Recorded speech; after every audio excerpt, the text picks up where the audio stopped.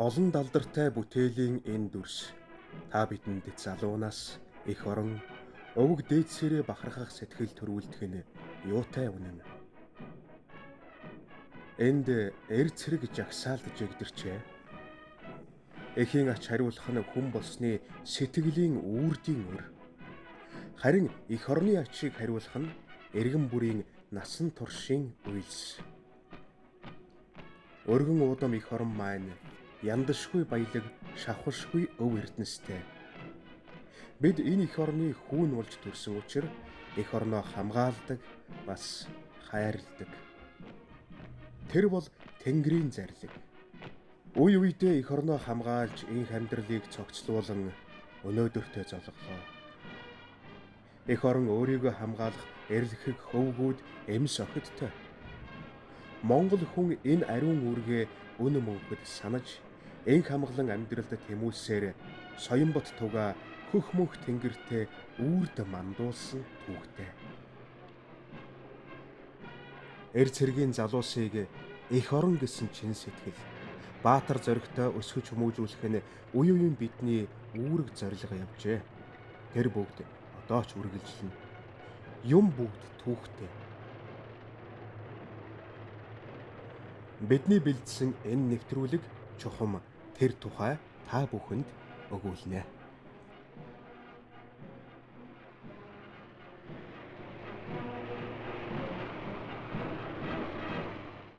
Эсвэл 70-аад оны эсвэл 80-аад оноос эхлээд социалистийн систем маань бүхэлдээ зогсон байдалд орж капитализм гэдэг нийгэм ноёрхож нийгэм хоёр тал болчиход ирсэн үед дэлхийн улс орнуудын байдал жаахан өндөрсөн юм байлээ.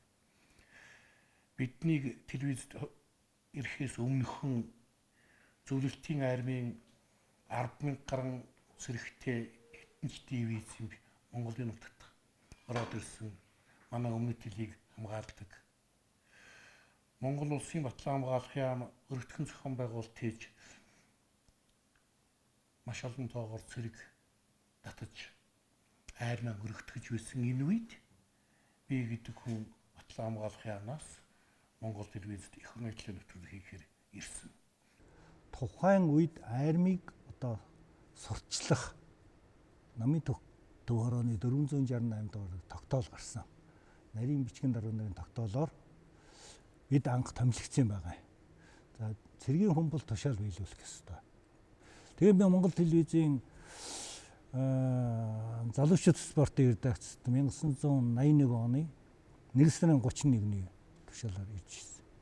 Ингээд залуучууд спортын редакцид ирэхэд одоо Эрдэнэ Туяа гэдэг Монгол телевизийн захирал болсон доктор Эрдэнэ Туяа манай хариуцлагатай редактороор хүлээж авсан. Тэнд одоо алдартангууд байсан. Одоо нэг Батын дорж нэртэй сэтгүүлч, найруулагч одоо манай Бадрах Сандаг Доржийн Бадрах, найруулагч Жандал, за тэгэл одоо энэ Гүр Базар тэгэл одоо хүмүүс байсан. Бид ямар ч одоо дадлага байхгүй. Тэгэд ийм сайн хамт олон тосч авч ветерийн анхны нэвтрүүлгийг одоо редакцаар хийж байсан. Ийм түүхтэй. Тайзны найруулагчаас мэдээж телевизийн найруулагч гэдэг бол шал өөр шүү дээ. Тэгэхээр ер нь одоо манай залуучууд спортын редакц бол тухайн үед Монгол телевизийн толгой редакц байсан. Хамгийн одоо мэрэгдсэн телевизэд алдар цуутай хүмүүс ажиллаж байсан. Ийм одоо сайхан хамт олон дотор орж ирэхэд бол одоо мэдэхгүй чадахгүй юм зааж өгч биднийг дэмжиж тухайн үеийн одоо цэргийн нэвтрүүлгийг редакцаар хийж исэн гэдэгтээ хүн болгон санал нэгдэнэ. За Монгол телевиз байгуулагчсан үеэс эхэлж цэрэг эх орны сэдэв бол нэвтрүүлгийн нэг бодлого байсан. Тэгэхээр энэ цэрэг эх орны сэдвээр бэлтгэдэг бас нэлээд хэд нэвтрүүлэг байсан юм аа. Тэдний нэг нь бол эх орны төлөө хөвгүүд гэж ийм нэвтрүүлгүүд байсан. Тэгээд энэ нэвтрүүлгийг бол анх одоо энэ хоёр офицер ирэхээс өмнө редакторууд ээлжиж хийдэг байсан уран бүтээлчид. Тэгээд тэр үеийн дотроос бол энэ Шарвын сүрэнжууга нэлээд олон дугаар бэлдсэн. Сүрэнжууга ч өөрөө цэрэг эх орны сэдвтэй ийм уран бүтээл ихтэй учраас тэрнээсээ иш татаад их тийм гоё нийтлэлийн ийм нэвтрүүлгүүд бэлтгэдэг байсан. За тэгээднээс гадна бас банзрагч гэж сэтгүүлч байсан. Улаан цайнд ажиллаж байгаад манад ирсэн банзрагч бас энэ нэвтрүүлгийг бэлдэж байсан. Ингээд 1981 оноос засгийн газрын тогтоол гараад Жанжин штабаас одоо бүр цолтой ийм хоёр дэслэх цолтой хоёр офицер энэ эх орон нутгийн нэвтрүүлгийг одоо дангаараа хариуцж бэлтгэхээр ингэж томилогдсон ирж байсан юм аа. 81 оны 2 сарын 27-нд зөвлөлтийн арим Тэнгисийн цэргийн плотын баярын өдөр байдаг. Энэ өдөрт зориулсан нийтлэг нэвтрүүлэг хийх даалгавартай байсан төлөвлөгөө ёсоор анхны нэвтрүүлэг маань тэр. Энийг бид хоёр үндсэндээ хийгээгүй. Яагаад гэвэл бид тэр би Батлан юм шал өөр ажил хийж ирсэн. Болд маань ансамблд найруулагч байсан. Телевизэд бол цоошин урлаг мэдгүй. Гэхдээ одоо тушаалаар ирсэн болохоор хийхээс өөр замгүй. Миний нэвтрүүлгийн анхны сценарийг Эрдэнэ туяа гэж тэр үед манай телевизийн залуучууд спорт редакцийн дарга байсан бүсгүй бичиж байлаа. Миний нэвтрүүлгийн анхны монтажийг болдгийн оронд бадрах сууж монтажлж байлаа. Энэ би юу ирэх гэж байгаа юм гэхээр энэ телевиз гэдэг хамт олон шинээр орж байгаа залуучуудаа яаж хөлд оруулдгийг, яаж хилд оруулдгийг, яаж ажил амьдралын замд нь оруулдгийг тодгийн тод жишээ бол энэ.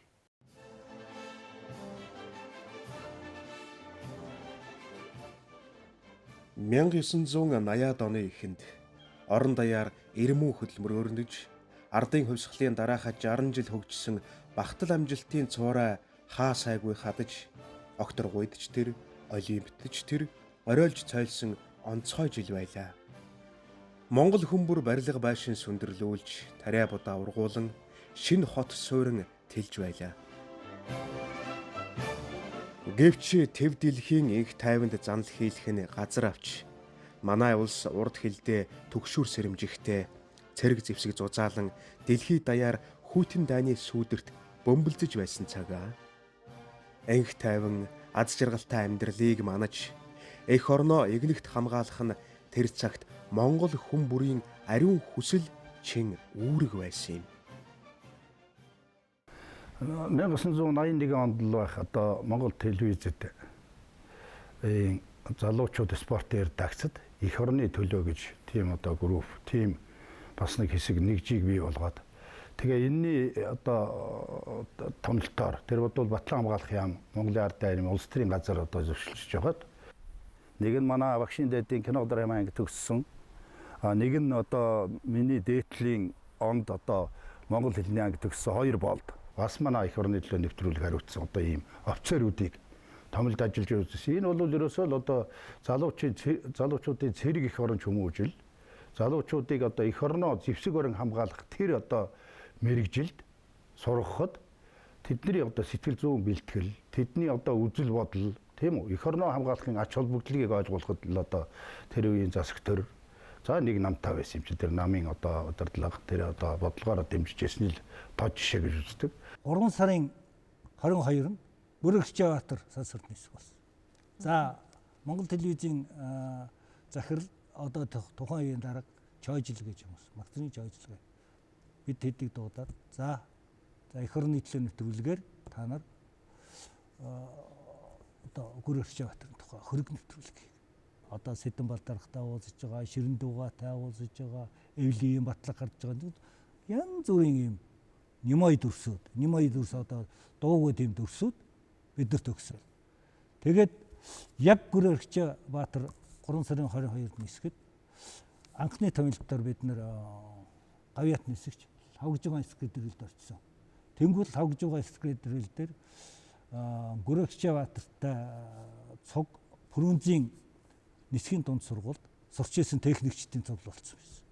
Тэгээ Бүрэгчбаатарын тэр анхны одоо нэвтрүүлгийн зургийг тэгж авч хэлж байсан. Сонь төвхтэй. Үзэгчтэй. Бид өнөөдөр Зөвлөлт Монголын сонсрын хамтарсан багийнханд зориулан бэлтгэсэн дугаар ангийн сонсрын хүндэтгэлийн буланд ирээд байна. Биднийг ирэхэд ангийн дайчид офицерууд тасалгаанд байрлуулсан сансрын нисгэгчдийн зураг плакатуудыг үзэж сонирхож байлаа. Гүрэрхчаатай хамт би цэргийн албанд ирж ардын армийн дугаар ангид алав хааж эхэлсэн. Одоо хамт алав хааж байсан нөхөр гүрэрхчаа маань өнөөдөр сансрын нислэг хийж сансарт нисэж байгаа явдалд бол би язгааргүй их баяртай байна. Ах та одоо өөр мэрэгчлэр оюутан болж ирээд яаж явж байгаа сэтгүүлч тэр дундаа үндэсний телевизтэй холбогдоод эх орны төлөө гэдэг нэвтрүүлэгтэр мөрдөстэй сэтгүүлч болоод ирвээ. Би 1983-85 онд 2 номоо гаргаад анхны тууж өгүүлгийн ном, шүлгийн номоо гаргасан байсан учраас Монгол телевиз шууд татж аваад надаар эдийн засгийн нэвтрүүлэг хөдөө аж ахуйн нэвтрүүлэг голцоо хийлгэж байлаа. Болд редактор өөр соёл урлагийн редактор шилжих болсон учраас намайг зэрэгт явсан бэлтгэл офицерын хувьд эх орны төлөө нэвтрүүлэг хийлгэе гэж залуучуудын редакторд шууд татж авсан. Эх орныхоо торгон хил дээр алба хааж байгаа Балданы гавьяаны одонд дугаар заставын хилчин дайчдаа бид уулзаад байна. За тэрнээс гадна эх орны төлөө нэвтрүүлэг олон хуудастайгаар явагдах тийм нөхцөл тавигдаж 7 хоног бүр 50 минутаар ордог болсон үед болол эх орны төлөө нэвтрүүлгийн Монгол зэрэг гэдэг болонг болол цэргийн эрдэм шинжилгээний байгууллагын агуурандаа Дэндүсрэнгийн гомсрэн гэж хүн Ахмад Давасрэн гэж хүнтэй хамтран хийж байсныг би иргэн дурсамаар байна.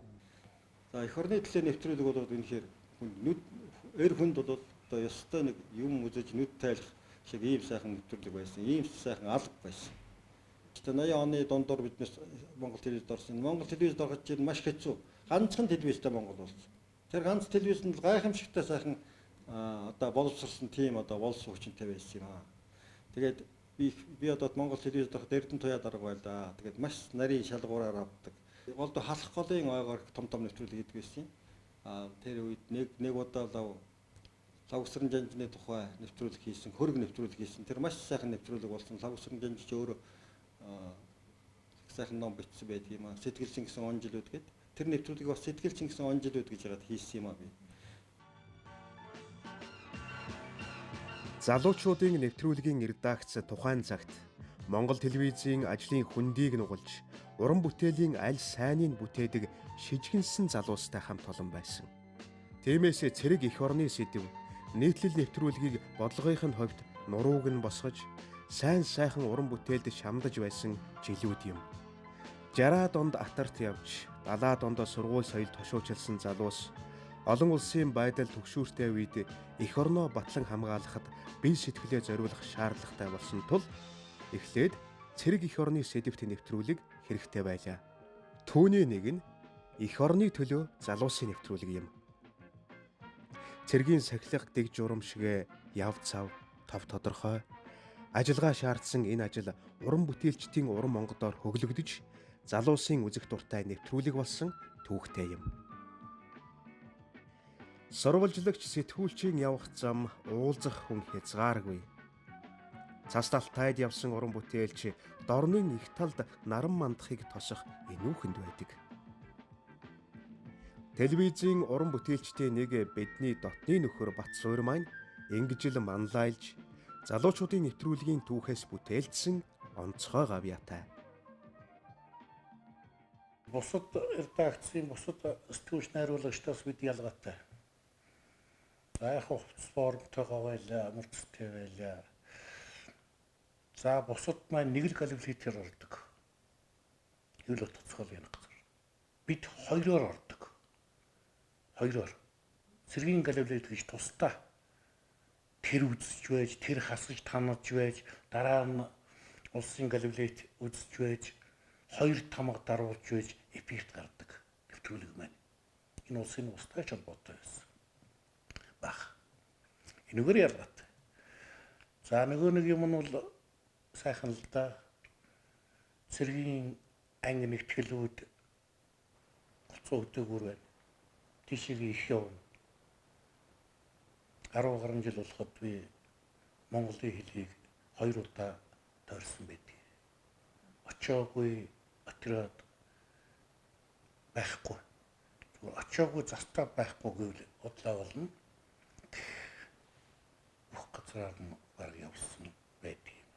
Зэвсэг төвчний тусгай сурвалж хийж үнэлэхтэй. Тийм учраас хэлгийн цэрэг, дотоодын цэрэг, ардын ярим бүгдийг амруулдаг. Ийм л өргөн үрээтэй тэр байтугай цагдаагч амруулдаг. Ийм л байсан үе юм. 1981 онд нууны цонгон гарнизоны 150 дугаар анги дээр цэргийн карантины баяр болсон. Карантины баяраас босож явхад арга ирнэ одоо цэрэгт явсан хүмүүсээ найз нөхд нь үдээд угтаад уулзаж явахд хүртэл тэр уулзалтаас надад цэрэг хүн цагийн чөлөө гэдэг хитрхи богинохон боловч их хэмиг амжилж авах хугацаа юм да гэсэн бодол төрсөн учраас цагийн чөлөө гэж дуугарч тухайн үедээ 90-ад оны үед болвол армийн анги салбар цэрэг дайчин болгон цэрэгт хүүгээ үтсэн эцэг болгон мэддэг дуу байсан. Аргаас авсан цагийн чөлөө таанч богино цэргийн чөлөө онцод хүртвэ хэтгэн хором бодносод би учрахын хүстэй цагийн чөлөө цэргийн чөлөө ораза онцгүй мочоо урам сэргийг шагнадын чөлөө бүгдж гойдог зэнгийн чөлөө чамда яасан хайрын гараа